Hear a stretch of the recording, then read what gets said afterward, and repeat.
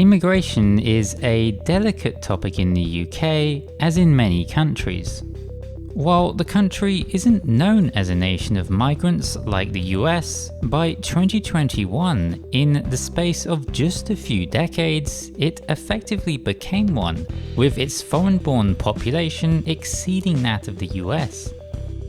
But the past decade of Conservative government has presented a paradox. While the party stoked anti-immigration sentiment, advocated hard limits, and criticised its opponent, Labour, for being too open, by the end of the decade, the Conservatives had achieved a higher level of net migration than even Labour. In reality, under the surface, the Conservatives appear to share an unspoken consensus with Labour on the economic benefits of migration, and haven't wanted to do much which would put that in serious jeopardy. But they've spent the past decade effectively waging a grand public relations campaign to make it seem as though they're cracking down on migration, even if, for the most part, they aren't. And tragically, that campaign has come at a very real human cost.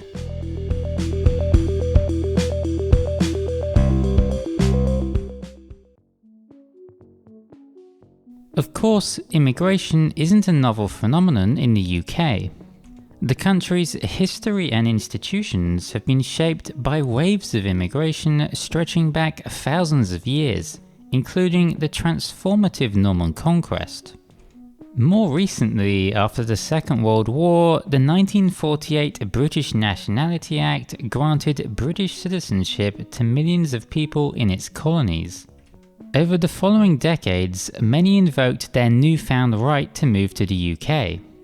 Despite being subject to much discrimination, demonstrated most prominently by Enoch Powell's Rivers of Blood speech, these people and their descendants became a key part of British society.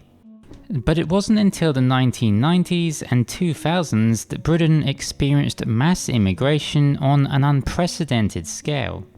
It was in this period that the European Union, of which the UK was a member, granted all its citizens the right to freedom of movement, and grew from 12 members comprising 345 million people in 1990 to 25 members with over 460 million people by 2004, increasing its total population by a massive 115 million people.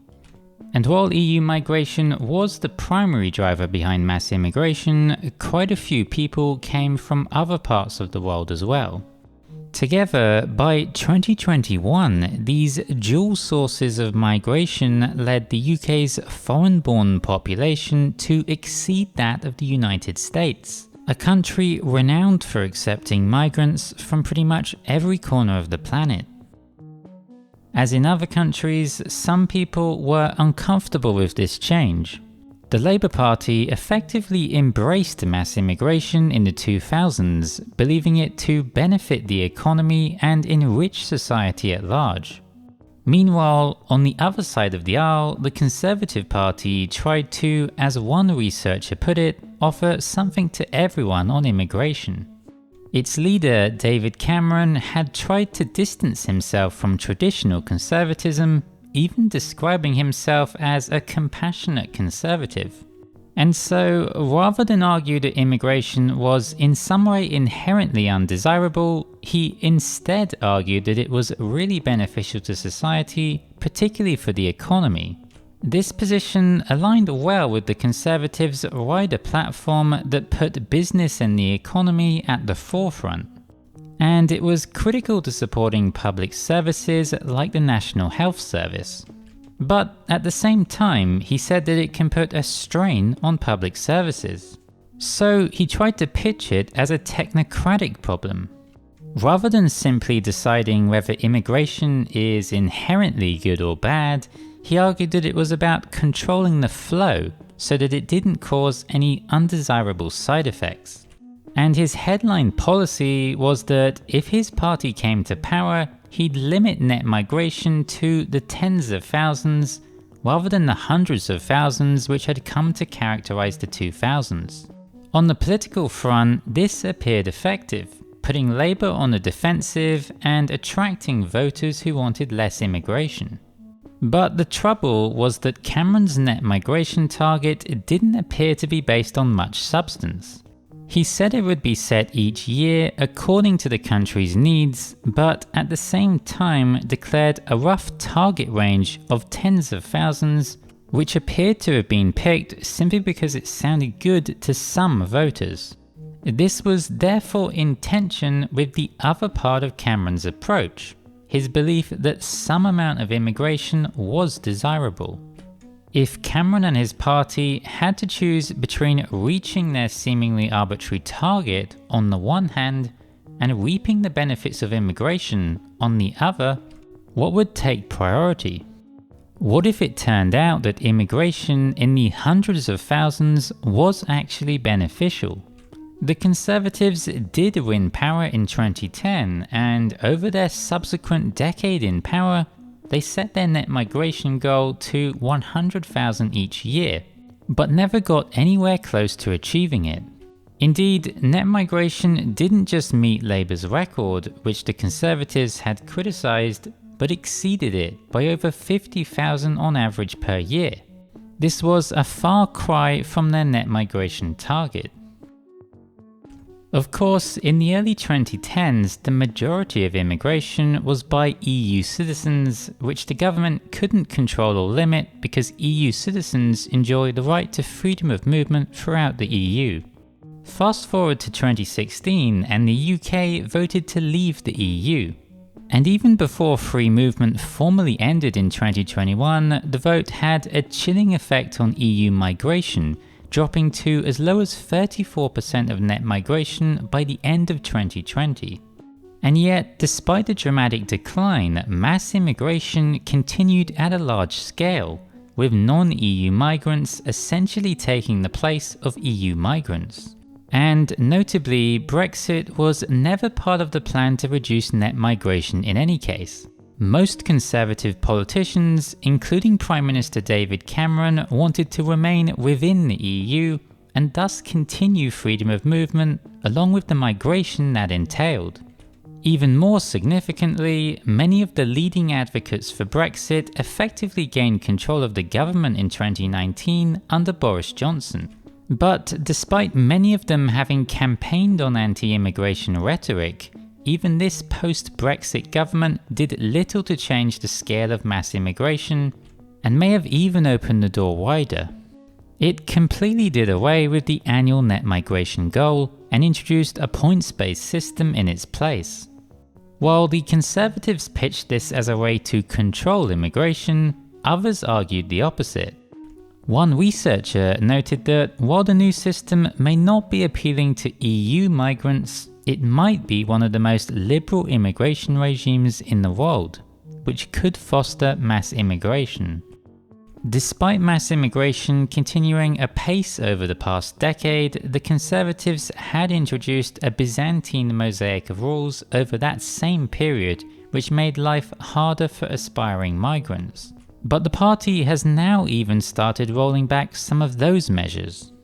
It watered down the minimum salary required to settle in the UK by a massive 30%, from around £36,000 to £25,000, and allowed workers on as little as £20,000 to settle in the country if they score well in the new points-based system. And it also reintroduced a work visa for students to stay in the country for 2 to 3 years after completing their studies in the UK, an opportunity that the party had earlier decided to deny students back in 2012. Taking a brief look at the economy, these moves aren't so surprising. Despite very low rates of unemployment, there are over 1 million job vacancies in the economy, and multiple critical sectors which underpin the basic functioning of the economy and society have massive worker shortages. In the end, then, it very much appeared that when it came down to it, most of the time, the party would prefer the benefits of immigration over any measures which would seriously limit it. And yet, paradoxically, the Conservatives maintained their net migration target throughout the decade, continued their anti-immigration rhetoric, and seemingly continued to win anti-immigration votes. In reality, this appears to be due to a carefully sculpted public relations campaign which maintained the appearance that the party was doing something about mass immigration, even though, in reality, mass immigration under the Conservatives exceeded that under Labour. And as the years unfolded, it became increasingly clear that while their policies weren't really moving the dial on mass immigration, they weren't just harmless rhetoric either. They were having other harmful impacts on British citizens, migrants, and refugees. Their core philosophy became known as the hostile environment, spearheaded by Home Secretary and later Prime Minister Theresa May. It did little to impact the scale of mass migration, but sought to tackle undocumented immigration. It essentially tried to make everyday life as difficult as possible for undocumented people. It made it harder to access critical public services like healthcare and took a much more rigid stance on the documentary proof which was required for people to stay in the country. But the trouble with tackling undocumented immigration is that by the very nature of it, you don't know who is undocumented, and those who are undocumented will want to stay in the country and avoid the attention of authorities. And so, if you take a harsh and blunt approach to it, two harmful things are very likely to happen. To start with, you're likely to cause a lot of harm and distress to people who have a legal right to live in the UK, but might not have the right papers or be able to prove their status very easily, and thus fall into your dragnet. Meanwhile, the people who you do want to find are likely to want to be in the country so much that they'll suffer intense hardship, falling into severe poverty or going without vital healthcare rather than hand themselves into the authorities. So you'll cause a lot of harm to a lot of people, both those with and without a legal right to be in the UK, but without actually finding many of the people you're looking for. And this is precisely what happened. The Windrush Scandal revealed that during the 2010s, many British citizens who had moved to the country from former colonies suffered wrongful detention, denial of legal rights, threats of deportation, and, in at least 83 cases, were wrongly deported. The government apologised and promised compensation to the victims, but only 5% are believed to have received any money so far, while at least 23 died before receiving payments. And at the same time, one report found that, as expected, undocumented migrants were willing to suffer intense hardship rather than hand themselves in to the authorities, rendering all the measures deployed against them mostly ineffective in their actual goal. Alongside these tragic stories of direct impacts, government immigration policy may have also had a wider chilling effect on society at large, fostering hostility to migrants of all kinds and racism and xenophobia in general. Researchers found that the hostile environment fostered racism against ethnic minorities, including British citizens and those with a right to stay in the country. Meanwhile, a commission of the Council of Europe criticised the Prime Minister David Cameron for employing harmful language to refer to asylum seekers, and urged the government to ensure its policies don't foment or foster intolerance. In parallel, reports of hate crimes have risen throughout the decade, with the vast majority of these crimes being attributed to racism, including attacks against asylum seekers. At one stage, the government drove vehicles around neighbourhoods with a sign effectively ordering undocumented migrants to go home. Ironically, years later, in an effort to discourage hate crime, the government posted a video in which it cited "go home" as an example of hate speech. But despite a string of official apologies and reversals over the years, the Conservatives appear to remain fundamentally committed to the philosophy of the hostile environment. And one offshoot of that hostile philosophy that they've sustained throughout their time in power has been their poor treatment of asylum seekers and refugees. One charity has aptly described the approach as performative cruelty, once again having little tangible impact on the overall level of mass migration, but causing a lot of harm along the way. Indeed, while immigration has risen sharply since the 1990s, the UK's intake of asylum seekers and refugees over the same period has been a small proportion of that. Since 2004, when the EU expanded significantly and net migration reached a much larger scale, on average only about 14% of net migration each year have been asylum seekers. The 2010s forced many refugees to seek sanctuary around the world, largely due to the Arab Spring uprisings, particularly in Syria. But despite asylum seekers only representing a small proportion of total migration, the Conservatives have continuously made their lives harder, with hostile policies seemingly designed to generate headlines rather than actually move the dial on migration. Indeed, while low compared with other countries and the global refugee population, the Conservatives' average refugee intake has actually increased compared with the final 6 years of the previous Labour government.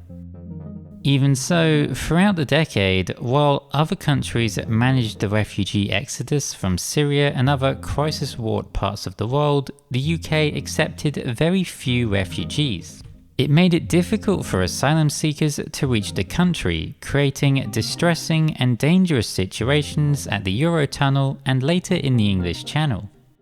The UK considered a range of policies to turn asylum seekers away, including directly involving the Royal Navy in border control, literal pushbacks at sea, and even forcibly transporting asylum seekers to Rwanda. The last two of these policies were criticised for being unethical, unsafe and illegal, putting lives at risk and violating commitments to international maritime, refugee and human rights law. And they didn't even seem to deter boat crossings, the government's professed goal. Meanwhile, far too often, those who do make it into the refugee system are mistreated and face obstacles in rebuilding their lives and contributing to society. Some have been illegally detained, while conditions in asylum facilities can be very poor. Some have even been subjected to abuse by the far right. Many are left in limbo, often falling into poverty, with the government failing to provide support and guidance to empower refugees to fully participate in society and contribute to it. Despite this continued aversion to refugees, the dramatic start to the 2020s, particularly in Afghanistan and Ukraine, appears to have pushed the UK to share more of the burden, at least for now. Russia's brutal invasion of Ukraine has pushed millions of refugees to flee the country. Initially, the British government was criticised for failing to provide a smooth pathway for Ukrainian refugees. But after a slow start, it did take action, and at the time of this video, over 130,000 Ukrainians have arrived in the UK. But unsurprisingly, a refugee system that normally accommodates much smaller numbers has struggled to meet many Ukrainians' needs. Ukraine's ambassador to the UK recently highlighted the ongoing bureaucracy and delays around visas, which are critical for Ukrainians to go about their lives, particularly for finding employment. And at the same time, some Ukrainians have suffered financial hardship. The government has only provided limited financial support, with some Ukrainians resorting to food banks. Worse still, some have even become homeless, and there's a growing concern that many more may face the same fate over the coming months, as their hosts may not be able to accommodate them much longer. And alongside Ukrainians, refugees from the Taliban takeover of Afghanistan, many of whom worked closely with the British, have faced challenges in the UK as well. So while it's great that the UK has now opened its doors to help more refugees than it has over the past decade, the decision has shone a very bright light on the fact that due to years of neglect, the infrastructure to accommodate and empower refugees just isn't there right now. And building that infrastructure will require determined and sustained efforts by government, which don't appear to be particularly forthcoming. In the end, then, it appears clear that despite the Conservatives' anti-immigration rhetoric, the party has actually presided over more immigration than even its Labour predecessor, whom it had criticised. In reality, the party appears to believe in the value of mass immigration, particularly for the economy. But while the party may favour mass immigration, it hasn't wanted to be seen this way. Instead, it appears to have constructed a carefully sculpted public relations campaign to make it seem as though it's doing something about mass immigration, even though, for the most part, it isn't. And tragically, this effort has come at a very real human cost, whether it's those mistreated in the Windrush Scandal, the refugees drowning at sea, the Ukrainian refugees facing homelessness, the general growth of racism and xenophobia in society, or the migrants bogged down by a Byzantine mosaic of bureaucracy. Moving forward, it would be good for government policy to be honest about the benefits of migration and to do away with the harmful policies of the hostile environment and performative cruelty.